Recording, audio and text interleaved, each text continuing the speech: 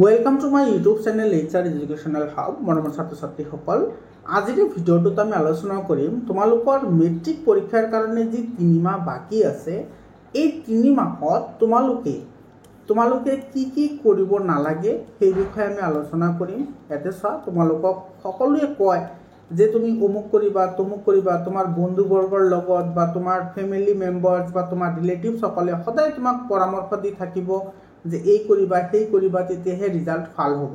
তো মই আজি এই ভিডিঅ'টোত আলোচনা কৰিম যে তোমালোকে কি কৰিব নালাগে সেই বিষয়ে আলোচনা কৰিম, আৰু তাৰ পিছত তোমালোকে কি কৰিব নালাগে সেইটোৰ ৰেফাৰেন্সত আমি আলোচনা কৰিম যে তোমালোকে কি কৰিব লাগিব বা তোমালোকে কেনেকৈ পঢ়িব লাগিব সেই বিষয়ে আমি কি কৰিম আলোচনা কৰিম।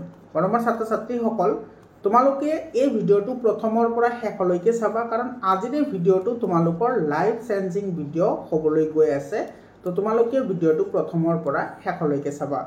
আৰু যিসকলে ভাবি আছা যে এইবোৰ ভিডিঅ' কি হয়, এইবোৰ শুনাৰ ইমান ধৈৰ্য নাই, তেতিয়াহ'লে তেওঁলোকে ভিডিঅ'টো স্কিপ কৰিব পাৰা। That type of student I don't want. Okay, আৰু প্ৰথমতে মই কৈ থওঁ যে তোমালোকৰ এই ভিডিঅ'টোত মই 100% ৰিয়েলিটি বেছড আজিৰ এই ভিডিঅ'টো হ'বলৈ গৈ আছে। তো তোমালোকে জানা, সঁচা কথা সদায় তিতা হয়, সঁচা কথা সদায় কি হ'ব, তিতা হ'ব। That's why you have to watch till the end of this video'. তোমালোকে ভিডিঅ'টো সম্পূৰ্ণ শেষলৈকে চাব লাগিব। মৰমৰ ছাত্ৰ ছাত্ৰীসকল, তোমালোকক সহায় কৰাৰ কাৰণে হোৱাটছআপ গ্ৰুপ বনোৱা হৈছে। তোমালোকে হোৱাটছআপ গ্ৰুপত জইন হোৱা। তো হোৱাটছআপ গ্ৰুপত জইন হ'লে তোমালোকে মেট্ৰিক পৰীক্ষা সম্পৰ্কীয় সকলো ধৰণৰ তথ্য, লগতে সকলো ধৰণৰ ইম্পৰ্টেণ্ট টপিক তোমালোকে পাই যাবা।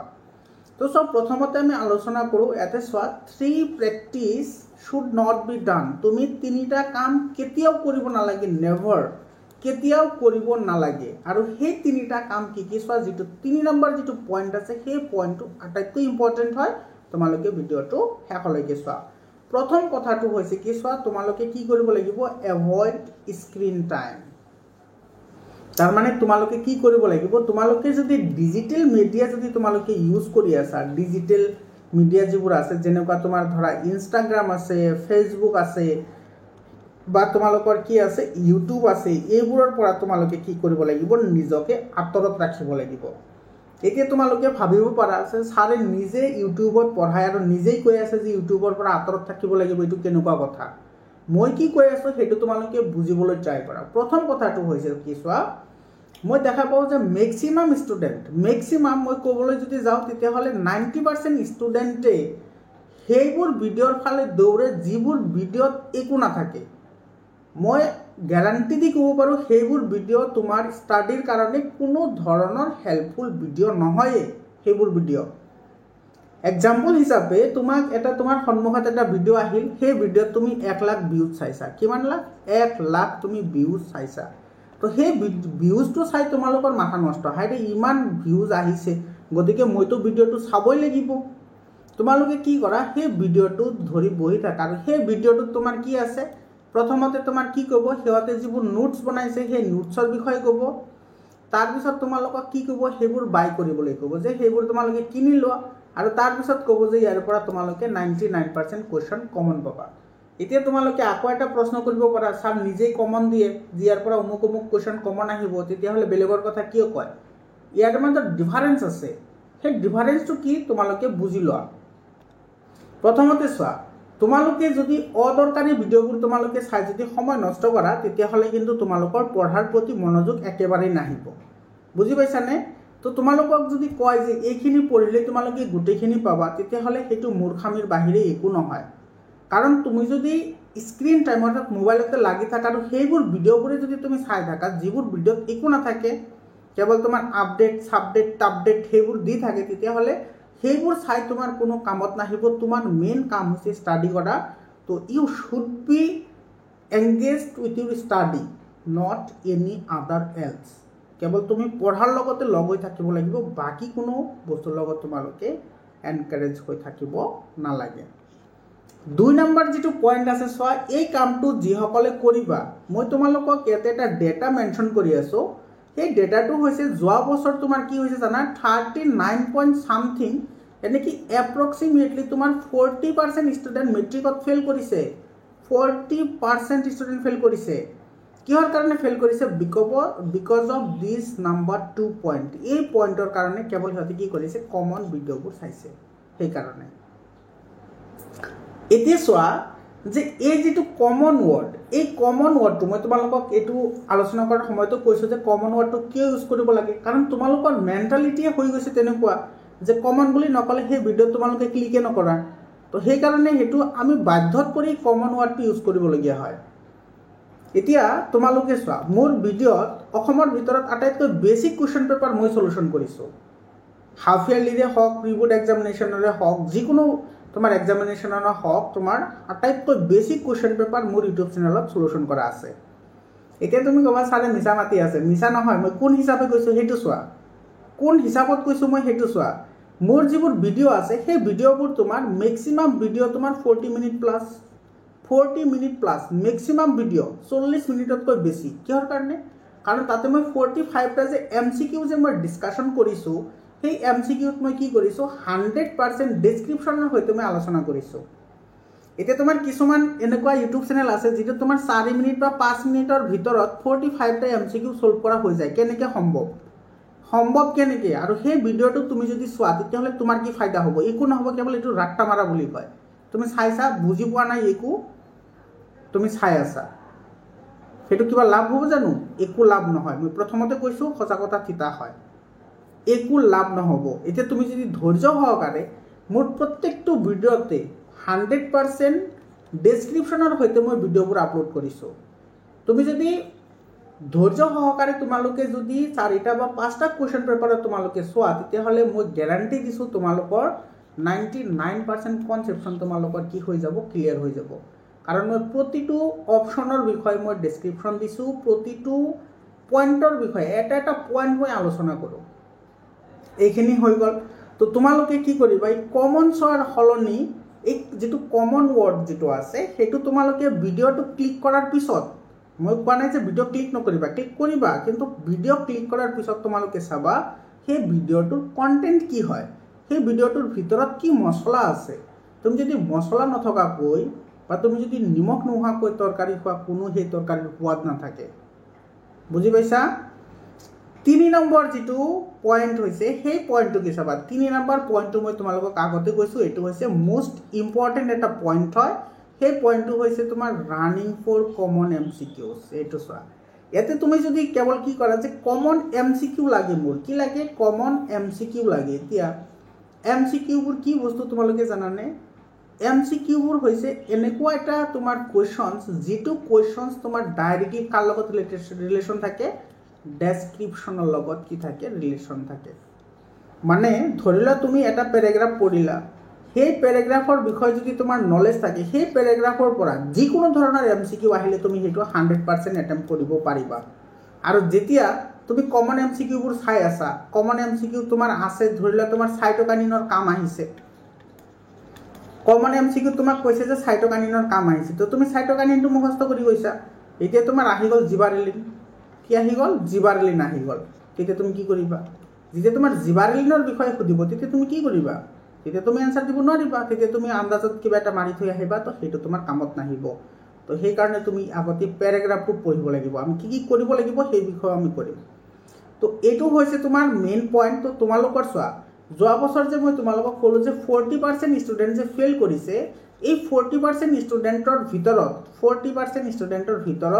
তোমাৰ 99% ষ্টুডেন্ট তোমাৰ এমসিকিউ পাস কৰিছে এমসিকিউ কি কৰিছে পাস কৰিছে আৰামসে পাস কৰিছে তথাপি ভাল নম্বৰৰ পাস কৰিছে 24 পাইছে 25 পাইছে বা কিছুমানে 30 পাইছে কিছুমানে 35 বা 40 পৰ্যন্ত পাইছে এমসিকিউ মই এমসিকিউৰ কথা কৈ আছো কিহৰ কাৰণে পাইছে চা প্ৰথম কথাটো হল যে এমসিকিউ তোমাৰ কি না থাকে নেগেটিভ মাৰ্ক না থাকে গুটে কেটা তোমাৰ পজিটিভ হয় নেগেটিভ মার্ক না থাকে ভুল হলে তো কাটা না যায় না মার্ক কাটা না যায় তো তুমি 45 টা এমসিকিউৰ ভিতৰত যদি চকু মুদি দি থৈ আহা তথাপি তো তোমাৰ 13 টা হবই শুদ্ধ ডেফিনেটলি হ'ব 100% হ'ব তুমি যদি গুটে কেটা এ মাৰি থৈ আহা তথাপি 13 টা হ'ব নহব জানো কথাটো বুজি লোৱা সেই কাৰণে তোমাৰ এমসিকিউ তো তোমাৰ সকলে পাস কৰে কিন্তু যেতিয়া ডেসক্ৰিপচনৰ কথা আহে তেতিয়া তোমাৰ তাতে ফেল মাৰে আৰু ইয়াতে তোমাৰ কি কৰিছে তোমাৰ এই যে 99% ষ্টুডেন্ট তোমাৰ কি কৰিছে এই যেটো তোমাৰ ডেসক্ৰিপচন পাৰ্ট আছে হেতু তোমাৰ ফেল কৰিছে আৰু এইবোৰ যে কৈ আছোঁ মই এইবোৰ এনেকৈ ভিগুৱানা নহয়, এইবোৰ মোৰ ডেটা হয়, 100% পিউৰ ডেটা হয়। তোমালোকে যোৱা বছৰৰ যিটো তোমাৰ কি আছে ৰিজাল্ট গেজেট আছে না, সেইটো তোমালোকে চেক কৰিব পাৰা। আৰু সেইটো মই অলৰেডি ডিছকাশ্যন কৰিছোঁ লাষ্ট ইয়াৰ।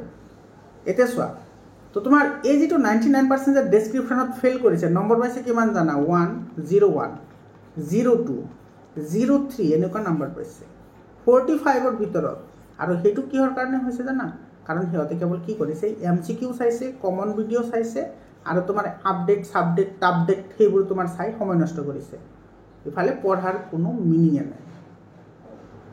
বুজি পালানে গোটেইখিনি কথাটো? তোমালোকে এই তিনিটা কামটো তোমালোকে কদাপি কৰিব নালাগে। যিহেতু 3 মাহ আছে, এই 3 মাহ তোমালোকে মন লগা কি কৰিব লাগিব, পঢ়িব লাগিব। এতিয়া তো তুমি এই কামখিনিতো তোমালোকে কৰিব নালাগে, তেতিয়াহ'লে তুমি কৰিবা কি? চোৱা, তেতিয়াহ'লে তুমি কি কৰিব লাগিব? চোৱা, then what should be done, তেতিয়াহ'লে কৰিম কি? চোৱা, তোমালোকে ভাল ৰিজাল্টৰ কাৰণে তোমালোকে যদি এই 3টা পইণ্ট যদি ফ'ল' কৰিব পাৰা, সেইটোৰ গেৰাণ্টি মই দিম, তোমালোকে 95% তোমালোকে গোটেইকেইটা ছাবজেক্টতে তোমালোকে মাৰ্ক পাবা। এইটো 100% তোমাৰ কি হয়, ৱৰ্কিং হয়। প্ৰথম কথাটো চোৱা, প্ৰথম কথাটো কি, তোমালোকে কি কৰিব লাগিব? ৰিডিং চেপ্টাৰ্ছ থৰলি। তোমালোকে প্ৰত্যেকটো চেপ্টাৰ লাইন বাই লাইন 100% আণ্ডাৰষ্টেণ্ডিঙৰ সৈতে তোমালোকে সেই চেপ্টাৰটো পঢ়িব লাগিব। আৰু তোমালোকে কি কৰিব লাগিব? সেইবোৰত টপিক ৱাইজ তুমি কি কৰিব লাগিব? চিলেক্ট কৰিব লাগিব, আৰু সেইবোৰ তোমালোকে পঢ়িব লাগিব। প্ৰথম কথাটো হৈছে এইটো। আৰু এইটো হৈছে তোমালোকৰ আটাইতকৈ 100% এক্টিভনেছ, আৰু তোমাৰ এইটো হৈছে তোমাৰ হাইলাইটনেছ এটা টপিক হয়। তোমালোকে চেপ্টাৰবোৰ ৰিডিং কৰিবই লাগিব। এতিয়া তোমাৰ বহুত ইউটিউব চেনেল আছে, তোমাৰ কেনেকৈ তোমাক আশ্বাস দিব যে তুমি 2 মাহ পঢ়িলেচোন তুমি ডিষ্টিংশ্যন মাৰ্ক পাবা। যিখিনি সময় আছে সেই সময়ৰ ভিতৰত, এই 3 মাহৰ ভিতৰত তুমি যিমানখিনি পাৰা, যেনেকুৱা ধৰা ছায়েন্সত তোমাৰ 16টা চেপ্টাৰ আছে, তো 16টা চেপ্টাৰৰ ভিতৰত ধৰিলে তুমি 10টা চেপ্টাৰ পঢ়িব পাৰিলা। তো 10টা চেপ্টাৰে পঢ়া, এনেকৈ পঢ়া যাতে 10টা চেপ্টাৰৰ পৰা ধৰিলে তোমাৰ 90 মাৰ্ক আহিল বা তোমাৰ 80 মাৰ্ক আহিল। তো এই 80 মাৰ্কৰ পৰা যাতে 1 মাৰ্কো কি নাযায়, কাটা নাযায়। বাকী তুমি যে 6টা পঢ়া নাই, সেই 6টা চেপ্টাৰ তুমি বাদ দিয়া, যে এই 6টা মই নপঢ়োঁতে একেবাৰে বাদ দিয়া। তো তুমি এই 10টাটো পঢ়িবা, এই 10টা এনেকৈ পঢ়িব লাগিব যাতে তুমি গোটেইখিনি কি কৰিব পাৰা, 100% তুমি তাৰে পৰা কভাৰ কৰিব পাৰা। 2 নম্বৰ যিটো পইণ্ট আছে, সেই পইণ্টটো হৈছে কি তোমাৰ প্ৰেক্টিচ এভৰি উইক। এইটো চোৱা, ইয়াতে চাবা, মই কিন্তু ইয়াতে ডেইলি ক'ব পাৰিলোঁ হয়। ডেইলি কোৱা নাই কিহৰ কাৰণে জানানে? তুমি যেতিয়া ডেইলি প্ৰেক্টিচ কৰিবা, তেতিয়া তোমাৰ এটা প্ৰব্লেম হ'ব। সেইটো কি হ'ব জানানে? তোমাৰ শ্বৰ্ট টাৰ্ম মেমৰি ইনক্ৰিজ হ'ব।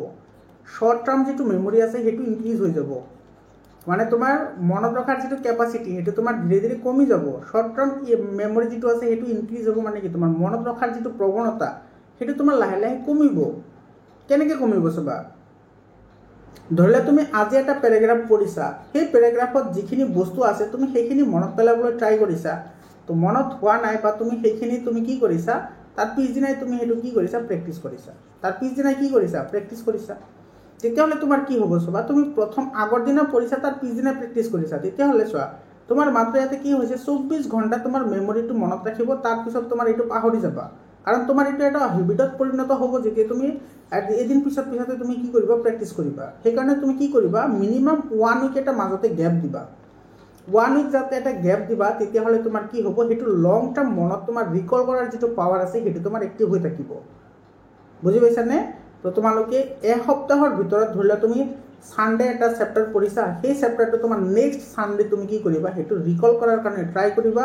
আৰু সেইটো যদি ৰিকল নহয়, তেতিয়াহ'লে তুমি সেইটো কি কৰিবা, প্ৰেক্টিছ কৰিবা। তো হৈ গ'ল এইটো। 3 নম্বৰ যিটো পইণ্ট আছে সেইটো হৈছে কি তোমাৰ কেয়াৰ ইউৰছেল্ফ। তুমি নিজকে কি কৰিব লাগিব, অলপ কেয়াৰ কৰিব লাগিব।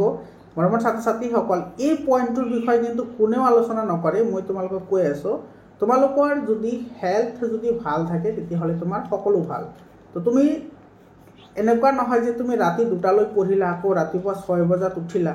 তো তোমাৰ এই ইয়াতে যিমানখিনি পৰিশ্ৰম হৈ আছে, সেই পৰিশ্ৰমৰ কাৰণে তোমাৰ কি লাগিব, উপযুক্ত নিউট্ৰিয়েণ্ট লাগিব, অৰ্থাৎ উপযুক্ত তোমাৰ কি লাগিব, পৰিপুষ্টি লাগিব।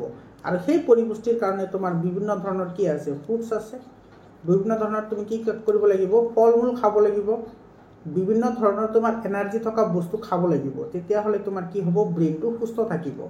আৰু তুমি সেইবোৰ বস্তুহে খাব লাগে যিবোৰ তোমাৰ কি হয়, সুষম আহাৰ।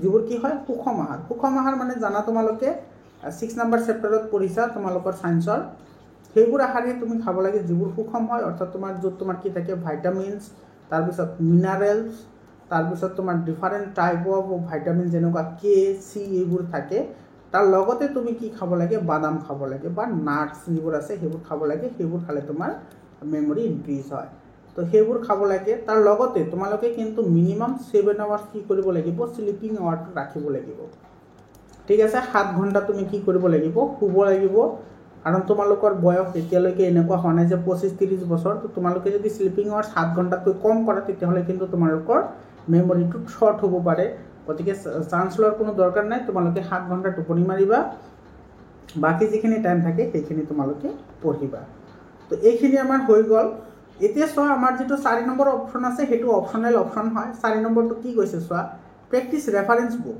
মানে তোমালোকে চোৱা তোমালোকৰ ৰিডিংখিনি পঢ়া হৈ গ'ল তাৰ পিছত তোমালোকৰ কি হৈ গ'ল এটো প্ৰেক্টিস কৰা হৈ গ'ল তাৰ পিছত তোমালোকৰ নিজকে কেয়াৰ কৰা হৈ গ'ল তো গুটেখিনি কৰাৰ পিছত তোমাৰ যদি মনত হয় যে না এতিয়া মোৰ গুটেখিনি চেপ্টাৰৰ নলেজ আছে গুটেখিনি মোৰ প্ৰেক্টিস কৰা হৈ গ'ল এতিয়া মই কি কৰিম বেলেগ বস্তু কিছুমান চাম যেনেকুৱা তোমাৰ ধৰা ম্যাথছৰ কাৰণে তুমি আৰএস আগৰৱালৰ বুকটো চাব পাৰা বা তুমি আৰডি শৰ্মাৰ বুকটো তুমি প্ৰেক্টিস কৰিব পাৰা কাৰণ এইবোৰত তোমাৰ হায়াৰ অৰ্ডাৰ থিংকিং অৰ্থাৎ থটস হায়াৰ অৰ্ডাৰ থিংকিংৰ বস্তুবোৰ তুমি ইয়াতে প্ৰেক্টিস কৰিব পাৰা আৰু তোমাৰ সায়েন্সৰ কাৰণে তোমাৰ বোছৰ এটা কিতাপ আছে সেই বুকটো মই ফলো কৰো সেই বুকটো তোমালোকে চাব পাৰা আৰু সায়েন্সৰ কাৰণে তোমালোকে যদি ওয়াসৱালৰ বুক চাব পাৰা তেতিয়াহ'লে আৰু ভাল ওয়াসৱালৰ বুকটো বহুত ভাল হয় সায়েন্সৰ কাৰণে আৰু বোছ নামৰ এজন তোমাৰ ৰাইটাৰ আছে এটো তোমাৰ দিল্লীৰ ৰাইটাৰ হয় এই ৰাইটাৰজনে কিতাপ এখন লিখিছে সেই কিতাপখন কিন্তু বহুত ভাল সায়েন্সৰ কাৰণে তো তোমালোকে এইখিনি তোমালোকে যদি চাব পাৰা তেতিয়াহ'লে তোমালোকৰ মাৰ্কটো আৰু বাঢ়িব ধৰিলা তোমালোকৰ 98 বা তোমালোকে 99 পৰ্যন্ত যাব পাৰিবা মৰমৰ ছাত্ৰ-ছাত্ৰীসকল তো এইখিনি আছিল আজিৰ ভিডিওটো তোমালোকে যিমান পাৰা ভিডিওটো শেয়াৰ কৰিবা আৰু তোমালোকে হোৱাটছআপ গ্ৰুপত জয়েন হ'বলৈ নাপাহৰিবা হোৱাটছআপ গ্ৰুপৰ যেটো লিংক আছে হেতু মই কমেন্ট সেকশনত দি দিছো আজিৰ কাৰণে এইখিনিয়ে আকৌ লগ পাম বেলেগ এটা ভিডিও লৈ ধন্যবাদ